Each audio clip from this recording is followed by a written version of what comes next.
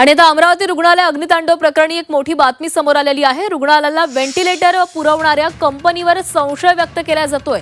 राज्यभरात 10,000 ventilator bomb आहेत का अशी ही चर्चा आहे। उच्चस्तरीय समिती चौकशी करणार आहे। तर जिल्हास्तरीय रुग्णालयाच्या नव्या इमारतीमधील अतिदक्षता विभागात 24 ऑगस्ट रोजी झालेल्या व्हेंटिलेटर स्फोटात 3 नवजात बालचिमुकल्यांचा करुण अंत झाला।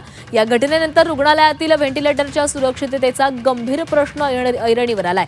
विशेष म्हणजे ज्या शिलर कंपनीच्या व्हेंटिलेटरचा जिल्हास्तरीय रुग्णालयामध्ये स्फोट झाला त्याच कंपनीचे 10,000हून अधिक व्हेंटिलेटर राज्यभरातील विविध शासकीय रुग्णालयांमध्ये कार्यरत असल्याची माहिती समोर आलेली आहे। या पार्श्वभूमीवर संपूर्ण राज्यातील शासकीय आरोग्य यंत्रणेच्या सुरक्षिततेबाबत प्रश्नचिन्ह निर्माण झाले।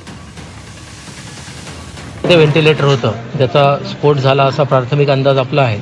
त्या कंपनीच्या प्रतिनिधींना आपण नागपूर येथून बोलवलं आणि आज ते प्रतिनिधी पण आलेले आहेत। आम्ही त्यांना पण विचारणा करतो आहे आणि जी शासनाने 7 मेंबर्सची जी कमिटी बनवलेली आहे ज्यामध्ये एम्सचे पण डॉक्टर आपण घेतलेले आहेत जे की याच्यामध्ये ज्या कंपनीच्या त्या व्हेंटिलेटरचा स्फोट झाला त्यांना पण आम्ही विचारणा करून त्यांचे मत आम्हाला रायटिंगमध्ये द्यायला सांगितलेलं आहे।